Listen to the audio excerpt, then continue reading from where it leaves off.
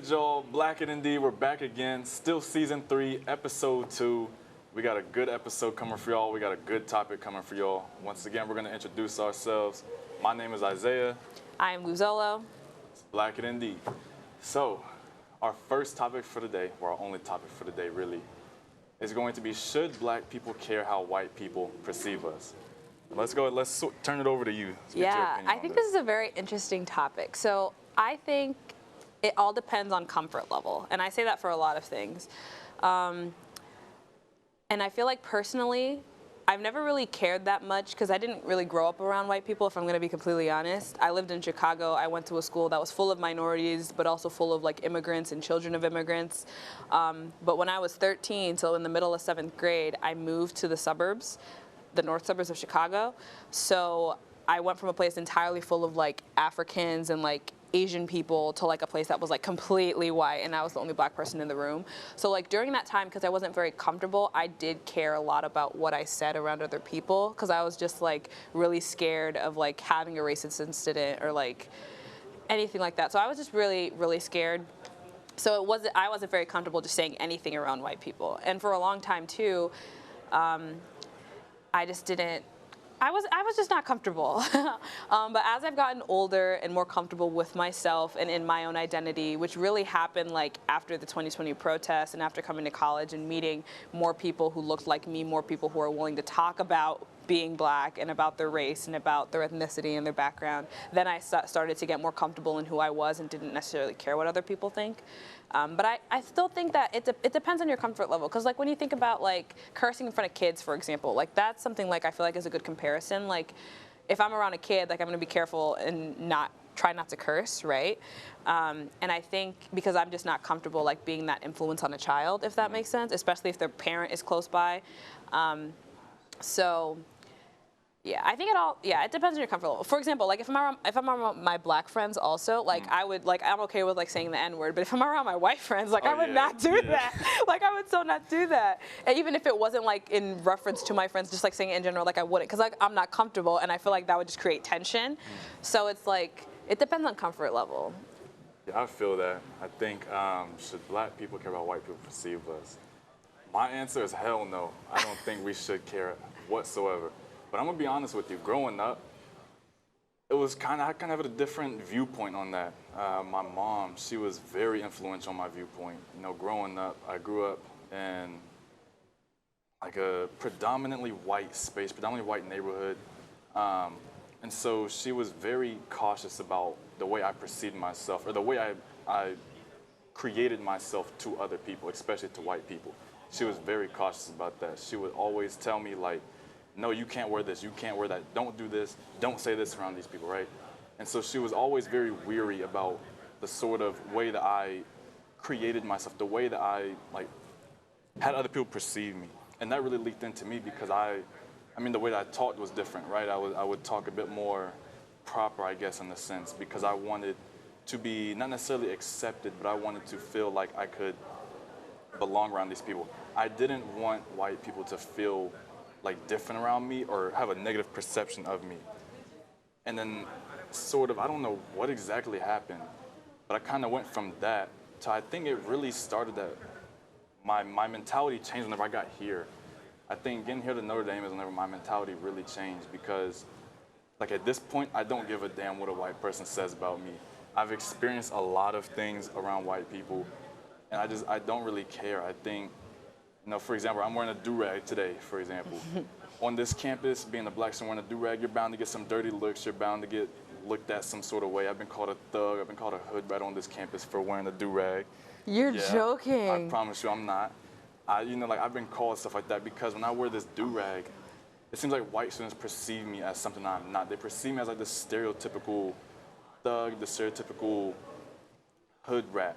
And that's what I'm not, right? Like, that's not how I am. Now, whenever I'm around white people, the way I still talk with slang. I still talk in African-American vernacular English. You know, that's something I just do. Like, that's not something that I would ever change now. Being the way that I am now, I would never change that. And I believe it's because I just don't really care how they perceive me, because as far as I really am concerned, white people are always going to perceive me a certain way. they will always perceive me in that sort of negative stereotype. And I don't mean that as like every single white person is going to view me as a negative way. I don't mean that whatsoever. What I mean is there's always going to be that certain subset of white people that will view me in a negative light. Now, sure, wearing a durag, wearing a tank top, little white wife beater, you know, obviously that's going to add on to the negative perception that I created myself. But at the same time, I don't really care. Like going back to the neighborhood that I live in, for example, I'll never forget the time a police officer who I had a relationship with, he came by my house one day. Everybody, you know, they all walk out the house. Everyone's looking out the window. Oh, why is police out? Why is police out here, right? I don't like where this is going. I don't like where this is going. He comes out and we talk for a few minutes, and normally one thing that I always wanted to do just in my neighborhood was just go on walks. I just wanted to just go around my neighborhood, just go on a walk around the neighborhood, go over to the little retention pond and just kind of enjoy nature. That's one thing I love. Was it at night or during the day? During the day. Oh, during the day, okay. And I told this police officer that he was a white police officer, and he told me something that always stuck with me. He said, you need to be careful doing that, because there's a white woman that lived in my neighborhood, and apparently she would call the police on black kids, black teenagers who would just walk down the street. They'd just be walking down the street, minding their business, and she would call the police on them because she perceived them as being like black people up to no good, right? Every single one? She did this multiple times? Multiple times. What a Karen. Oh my gosh. They had numerous phone calls, 911 calls of her just saying, hey, there's a suspicious kid walking down the street and I don't like how he looks. He's looking into my windows, he's looking into my neighbor's windows, even though they actually weren't, right? And so that's something that kind of got me a little nervous. So I say I don't give them because I really don't. But at the same time, that's stuff that I feel like we have to be weary of. That's something we have to be aware of, is that white people have a lot of power that they don't recognize a lot of the time. They have the power to call the police on me for just doing something, someone just walking. I could just be enjoying nature, looking at the trees, looking at the flowers outside, right? Looking at the sky. Yeah, that's true. It's also a safety thing, just to be safe, yeah. Exactly. I could just be doing that, and they may call the police on me, and I could end up like Tamir Rice. I could end up like Trayvon Martin. I could end up like so many people. And so that's something I feel like it not necessarily scares me, because I don't believe in having fear of the power that white people have, because I feel like that could only be used to suppress me as a person. But I think that is something that I think about a lot. It's something that really makes me a little weird, a little cautious of what it is I do and how I sort of create my perception. But at the same time, I'm always going to be me, and I'm not going to change that for anybody. Yeah, I think you bring up an interesting point about like what your mom instilled in you. You were talking about your mom. I feel like my parents also did something very similar. So I grew up in an African household. Both my parents are Congolese. They're immigrants from Africa, and like black people are not a monolith, Africans are not a monolith, but I think a big part of the African culture, at least where my family is from, is like you dress to impress, you have to care about what other people say, so you try to like keep your life private, or you try to dress a certain way, or you try to have a certain appearance just so like other people don't gossip about you or don't talk about you. So I grew up in that kind of high school, and let me just say, it's like so exhausting. It is so exhausting. And in the same way, like being at a PWI, it's so exhausting to constantly care about like what white people perceive you as, because it's like, first of all, it's out of your control. Even if you do act all proper, even if you do decide like, I'm gonna act like a white person because I don't want them to like see me any differently, it doesn't matter what you think, because there's always gonna be that one white person or the few white people who are always gonna see you like as a black person, or like see you negatively. So it's kind of like you should be yourself no matter what kind of thing. Like no matter what, some people are gonna like you, some people are gonna hate you. It's the same thing in terms of like, should black people care about if white people perceive them? So I think I've definitely, after growing up with that with my parents, it was so exhausting, so I just stopped caring a little bit. And of course that creates some tension with me and my parents. But after a while, it's just like, I don't have to care about what other people think about me. Like, I'm who I am. But of course, like, it's a safety thing. So it's like within a certain context, of course, always. So if I'm like with a white friend that I'm more comfortable with, like, then I don't care about like how I say something or like what I say. But if I'm like around, like, if I'm like at the career fair or something with a bunch of strangers who are like 30 years older than me, then of course I'm gonna like change how I'm speaking, because like I want to make a good impression, you know? And of course, like there's an element to it of we're doing this because we're black. Like when you think about like a white person, for example, like they act differently between like the people in the dorm and people at the career fair also. Like I feel like code switching is often seen like negatively, but like code switching happens like so often between like people of different races within the same race. Like it's just like, because different situations and context like changes it. So it really just depends. But I think you brought up two really big points that I think we need to focus on a little bit more too, is our parents, right? They're the ones that instilled this notion that we need to care how white people perceive us because of X, Y, and Z, right? What I've noticed a lot of the times that it's oftentimes the older generations, the older black generations that really put that sort of feeling out there that you need to care about what white people think, you need to care how they perceive you, because they're in power, right? White people have a lot of power, not even just physical power, right? But mental power. They have the power to really change the way that you think, change the way that you feel as a black person. They have the power to do so many things. They have the power of in the corporate world, for example, right? You may have a white person that's interviewing you for a job.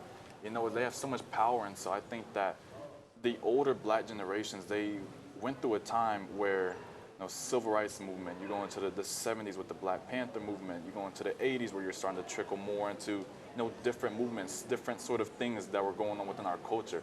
And I think that, you know, we can go to the 90s with like the LA riots and stuff like that, right, with Rodney King and whatnot. A lot of those events, a lot of those moments, I feel like are so heavily ingrained within their mind because they don't want us to end up like the next Rodney King. They don't want us to end up like, you know, just another black person that ends up on the news for being killed by the police or being killed by a racist white person or whatever. So that's what's interesting to me, is that how that older generation really holds that notion. Whereas with our generation, the younger generation, it seems like a lot of us are breaking away from that notion. We're breaking away from that, and we're like, look, we don't care.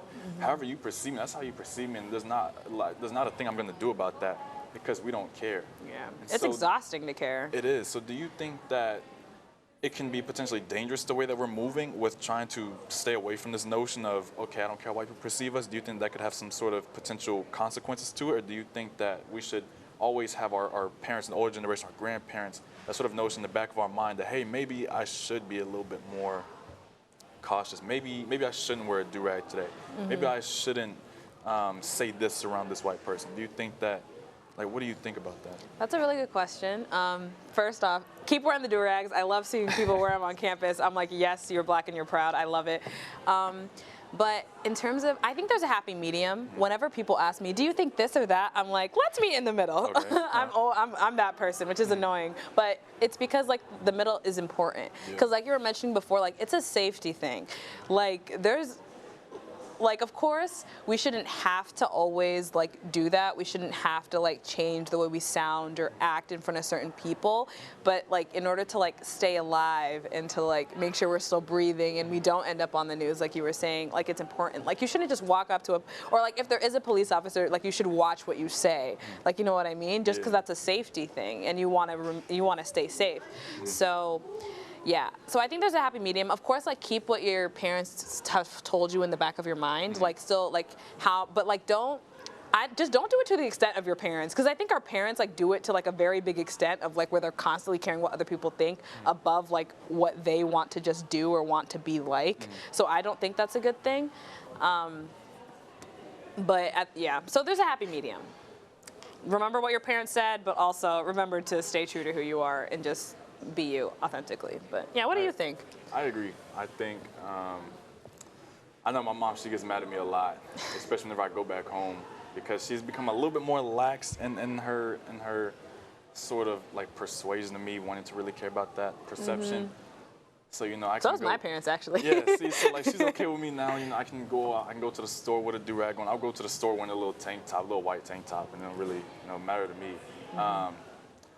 But I do think that we do have to be careful because there's definitely things that could happen. Like I was bringing up the story with the white woman, you know, the Karen who just called police on people, right? Yeah.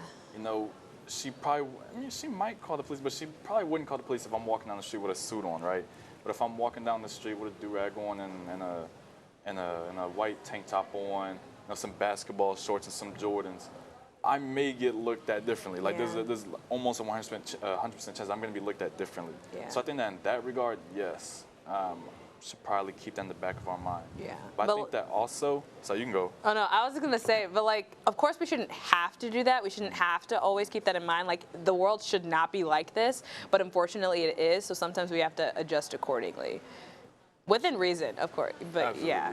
Yeah, and then I was gonna say, but what I also think is important that we have to recognize is, like, whenever I wear this durag, right? This durag, I run the durag game on campus, and no one really has designed the durags like I do. But this durag, it says "Celebrate Black History" on the sides, and on the back, on the tail, it has pictures of Barack Obama, Dr. Martin Luther King Jr., Malcolm X, stuff like that, right? So that's a part of culture. Like a durag, it's a cultural headpiece. It is a part of Black culture. I feel like if we really care too much about the way that white people perceive us, we may end up losing touch with our own culture. If I care how a white person views me with a durag on, and I take off my durag, I just gave up a part of my culture. This is something that I like to wear a lot. I'm wearing it now because I need a haircut. I don't want y'all to see my hair all messed up or whatever. But also at the same time, it's an expression of my own identity. It's an expression of my own culture. So I think that's also important that we have to recognize. We can go back in time in history, right? Like, imagine if Dr. Martin Luther King Jr. and Malcolm X cared how a white person viewed them. We would still see a lot of the same issues that we saw then. Even though we're still battling some of those issues now, whatever.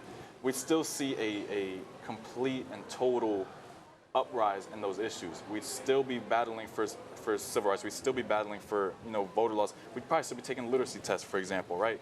Like, there'd still be so many issues if they didn't just speak up for themselves. If they did not maintain their culture, they did not maintain themselves, and just kind of ignore how white people perceive them, except for if they're speaking with the president, if they're speaking with a white person of power, obviously then they might change the way they're. I know Malcolm X. He didn't care. He was going to be him. He was going to be himself. He didn't care who he was saying. He could have talked to the president. We need to all be like whoever, that. Right? Like, he didn't care who. He was, with Dr. Martin King Jr., there would be times in which he would maybe, change the way that he spoke. He'd still get the message across, but he'd still maybe change the way he spoke because he wanted to be perceived as a different way, right? We can even go back further in time with the debate of Booker T. Washington and W.B. Du Bois, right? Where you have the same goal, right, that you want to advance the Black race, but at the same time, you have two different sides, right? We shouldn't care how white people perceive us. They should just be treating us right. Oh, well, I think that we should be, on the Booker T. Washington side. Oh, I think that we should work hard. I think that we should try to prove our worth to white people, right? We should prove that their perception is false, right? So we've been having this sort of conversation about the perception of Black people. And it goes back, decades, centuries. And I think that's also important to recognize. But at the same time, we also have to recognize that if we care too much about the way that white people perceive us, we end up losing touch with ourselves, right? Mm-hmm. I know that's here at Notre Dame, there's, I personally know some Black students who, they hang out exclusively with white people. They don't necessarily like to associate themselves with Black students too often. And, I've talked to them about it, and they've really, the main sort of consensus that I've gotten there is, well, I don't want these white people to view me in a negative light. So they tend to change around them, and then they tend to hang out more with them, which is nothing wrong with that. But we must understand that there's no reason for us to change who we are. We have our own unique identities. We are strong Black, powerful Black individuals. And there's no reason I feel like we should change our perception or our identity based on how they view us. Mm-hmm. I just don't think that we should. Yeah. I think you bring up an interesting point about, what was the point you brought up? It was such a good point. Oh, proving yourself. Mm-hmm. None of y'all got to prove yourself. Nobody has to prove themselves. Mm-hmm. Like, we are all human, and that is enough to be able to receive the complete and full dignity of everybody you encounter and Absolutely. Everyone that is around you. And then also you brought up like the element of like power. And before you were talking about like how white people have a lot of power. And I know you're not saying Black people don't have power, because we do have a lot of power. We do. But I think it's interesting about how we frame things. Like, I'm taking this class right now. It's a 1-credit class with the Center for Social Concerns called Legislative Advocacy. And we're talking a lot about like power and authority and like the definitions and characters of those words. So everybody has power. Everyone can do whatever they want to, really. But it's really, how much authority do people have? So like white people especially have a lot of authority and are seen as having a lot of authority as opposed to Black people. So I think just like thinking about like your vocabulary is also an important and very interesting thing to think about. So yeah. Mm-hmm. You make a good point. I think vocabulary is definitely important. With me personally, I just don't really care. It's like I will keep the same vocabulary. The way that I talk, that's the way that I talk. If I'm gonna speak in slang, if I'm gonna cuss or whatever, like I'm going to do that. No, obviously, I'm not gonna cuss in front of like a professor, or, anyone of influence, any sort of person of consequence. But at the same time, my vocabulary is going to say the same. Even when I'm in my dorm, my dorm is almost exclusively white, right? There's a ton of white people in there. I still talk the same way I talk to my black friends is the same way I talk to them. As you should. I applaud you for that. I could not do that. I don't change that because I don't feel the need to change that. You know, that's good, I'm going though. to be That's me, really good. and we talked about power, right? I feel like that's me exerting my own black power. That's me exerting my own influence, my own identity. I'm not going to change who I am, the way I dress, the way I talk. I walk around the dorm wearing a durag and a wife beater on all the time. And, you know, students, they'll look at me, they're like, oh, why is he wearing that? You know, because I'm the only one that wears stuff like that, right? And that's just me. That's just the way I am. I don't feel like I should have to, like you spoke on earlier, we shouldn't have to change the way that we are, even though that's kind of the way that this country has shaped us. It's kind of the way that the country has pushed us into, oh, well, maybe we should change the way that we are so that we can be accepted more, that we can perceive better in the eyes of white people. We shouldn't have to. That's true. On the topic of like the durag, like I think like clothing and what we wear is a big part of perception. Like I mentioned the thing about my parents, like growing up, like I always had to like dress a certain way, especially when we were gonna hang out with like other Africans, or like even when I was just going outside, like there were clothes that I can only wear at home and then clothes I could only wear outside. And then after a while I was like, why am I doing this? Like this is so kind of, like it's kind of dumb in my opinion. So I think that I've also gotten a lot more comfortable of just wearing really what I want, when I want to, where I want to. So like, for example, like headscarf. Like I never owned a durag until like last week, fun fact. But I wear like headscarves because like that's what I grew up with. Like my mom gave me a headscarf, you know, to like when I go to bed and stuff. So like before I would always take it off before like going to the bathroom, which is like such a funny thing because like the bathroom is like what, 5 steps away. But like now it's like I wear it, like I wake up and I go there, or like at a certain time at night if I walk outside after, I'm like I keep it on. So it's like me being comfortable, like yeah, I have a headscarf, kind of looks like a durag, okay. I know there's a lot of white people watching me, but it's okay, it doesn't really matter. But would I wear it outside? Probably not. So it's like, it's what I'm comfortable with, you know. I'm getting better. I'm getting better, dismantling the different things I was taught, dismantling the way that the country has set things up. But yeah, I just feel like that's interesting, like what we wear too. Like I remember I could never like wear, like you see a lot of people like wear like athletic, especially like girls, in terms of like girls, like athletic shorts, just like outside like any other day. But I'm like, I always used to find that like a little weird because like I could never do that unless like I was actually going out to like work out. But then like, I'm like, why does it matter like what I look like? Like if a white person has done this before, has worn this exact same outfit, why can't I do that? Just because like people might perceive me differently just because like those clothes are on a black body, that doesn't make, it doesn't make any difference. So I've definitely gotten a lot better. Of course, learning and growing still has to happen, but I've definitely gotten a lot better at it. So. For sure, and I want to add on to that too. It's just something that's kind of popped into my head from a class I took last semester. So in the class I took last semester, it was about multiracial politics in America, pretty much. And oh, Peter Hughes. Yes. Yeah, I know that class. It was a great class too. Shout out Professor Pender Hughes if you're watching. There was a conversation that we had, and we were actually talking about perception of black people by white people, and we got into the topic of durags. I know we keep on going to durags. It just comes up, right? We just love durags. I love durags. You know, it's none better. But we got to the conversation of durags, and we started talking about HBCUs.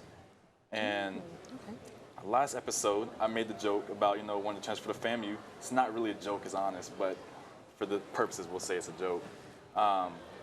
And we were talking about HBCUs and black perception, black dress codes, and we got to the HBCU of Hampton.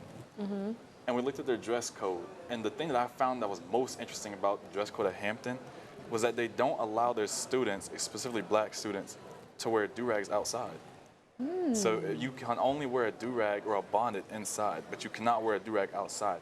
I thought that was interesting, and it made me question why that is. And I'm not going to sit here and say that I just like automatically know what the reason is, but something that really kind of got into my mind is that these HBCUs, they put a heavy emphasis on black culture and being yourself. But at the same time at Hampton, they're suppressing you from actually being yourself. If you want to wear a durag to express yourself, they're suppressing that notion, right? So I thought it was interesting. I kind of thought about it and how could that be tied into, you know, a racial audience or like a racial situation. And it made me feel like they are wanting to suppress their culture only so that as a black student, you won't do that in a white world. I think because once you graduate from HBCU, right, in HBCU, you're almost solely around black students. You're around black faculty, black students. Obviously, we're seeing an influx in white people going to the schools and minority scholarships. Wait, on minority scholarships? That's a conversation for a different day. We're going to have to talk about that later. On minority scholarships? Yes. I did not know that. I do not like that. Okay, you may continue. But what was interesting to me was just seeing that, right? It's like, I feel like it's an attempt to prepare black students for a white world when I feel like we don't need to suppress that aspect of our culture. It's like if you're going to be a black man, a strong black man, you want to go wear a durag, or if you're going to be a strong black woman, because women they got waves too, they be having some short hair too. If you want to wear a durag, then go out and wear a durag. It kind of bothered me, and I kind of felt that ties into the perception, because it made it seem, to me at least, that these HBCUs kind of want to create a different perception of black students to white people through that sort of suppression. And I didn't agree with that. As soon as I saw that, I was like, I'm never going to Hampton then. I will not transfer to Hampton. I will not go to grad school at Hampton, because I felt like that's not something I want to be a part of. If you're going to suppress the culture, it's like, what else would you be suppressing? And that's not a knock on Hampton. I know it's a very respectable university. But at the same time, that's just how I felt about it. Because I could not wrap my head around any other reason as to why you would want to suppress that sort of aspect of your culture, other than you want to, kind of look better in the eyes of white people. Yeah, that's a really interesting point to bring up. You mentioned, like, it's definitely suppression, but I think, like, at least how I'm thinking about it and how probably the school is thinking about it is, like, they know that they're an HBCU. They know that the fact that they're an HBCU means that people are looking at them. So, like, they do certain things so that their students probably are not perceived, or black people are not perceived in a negative light. And it makes me think about how, like, when you think about, like, different aspects of, like, the black culture, like, there are some black people who probably also think, like, don't go outside in a durag. Like, why would you do that? Absolutely. You know what I mean? Yeah. So I feel like that's probably their thoughts about it. Like, they know that their students are being watched. So that's kind of, if that makes sense, I hope that makes sense. It makes sense. But then at the same time, it's like, there's nothing wrong with still, like, owning your culture or, like, doing that. Just, like, there's nothing wrong with it. And something else like we've talked about before, too, is, like, or maybe we've never talked about it, but something that I've thought about, like, while we were talking today, is about, like, how, like, when black people want to just hang out with only their black friends, or, like, only their white friends, I feel like there's nothing, I feel like some people find it wrong to be like, yeah, I'm going to hang out with my black friends, like, just my black friends, it's just going to be all of us and we're all black, that kind of thing. But there's nothing wrong with that. Like, it's okay if you're a black person and if you just want to hang out with your black friends. I feel like sometimes that's viewed upon, like, negatively, like, oh, we have black clubs, oh, those black people only have black friends. Like, there's nothing wrong with that. Because sometimes we're more comfortable that way, and sometimes we just want to be around people who look like us. So, yeah. Yeah, I mean, I agree. And I know we're getting a bit off topic. We can always revert back to the topic. But I absolutely agree. Like, my friend group here at Notre Dame, it's pretty much exclusively black. I have a couple of Hispanic friends, but outside of that, it's pretty much exclusively black. I've gotten some slack for that. I've had some black friends be like, hey, you need to, get some more white friends. You need to talk to more white people. And in my opinion, I just don't necessarily feel the need to. I feel like being here, where we're already so marginalized, we're already such the minority, I just want to be around my own people. I just prefer to be around my own people a lot more. And one thing that I absolutely love is being with my group of black friends. We'll be heading to a Wabruda meeting, our black men's club. We'll be leaving the meeting. It's just a group of us black kings just walking, right? We always get looks. It's always like, oh man, that's true. So, oh wow, there's that many black people here. Wow, they're all walking together. There's unity there. But I love seeing that, because that's we're also being perceived, in a different light. But at the same time, it's that black unity. And that's what I love. I love walking with a black group of people on this campus, and there's a bunch of white people just staring at us. It makes me feel empowered. In a sense, even though we're all being set up like we're some sort of wild, exotic zoo animal, it makes me happy. It empowers me in a sense, just doing it. I don't know if that has the same sort of effect for you, but no, you bring up such a great point, and I really I love that you brought this up, because I feel like when I'm in a class, like, we go to a PWI, so there's not many, like, black students here. So when I'm in a class, right, and I know there's another black person, like, I feel like I have such an internal battle or conflict of if I should talk to that other black person, because I'm so worried about, like, the white people are just gonna be like, oh, of course they'll end up talking to each other because they're both black. You know what I mean? So I feel like that's so interesting. Like, if it's, like, 4 shades or like 4 BSA, like of course we're all together. These are black clubs. Like of course, like we're all together. So like I also feel empowered like you do. But if it's in those settings where it's like maybe 2 people in a classroom or like 2 people at a club that's not exclusively for black people, you know what I mean? Like that's when I start to have like that battle, which I shouldn't have to have. And something that I really admire about like other black students, like in my grade, for example, like a lot of us have just been like well, I don't want to say us because I haven't really been doing this because like I say, like I have an internal battle because I don't, and yeah, anyways. But something that I really admire about like other upperclassmen is that the second they see a black person they don't know, they just walk up to them and introduce themselves. And I'm like, I wish I could do that. And it's like, not that I don't want to, and not that I haven't done that, because I have done that sometimes. It's just like, it's great, because if I was a freshman and a black upperclassman were to walk up to me and be like, yes, like this is a black person talking to me out of this PWI, please do it. But then also there's like a chance that like, not all black people rock like that, first of all.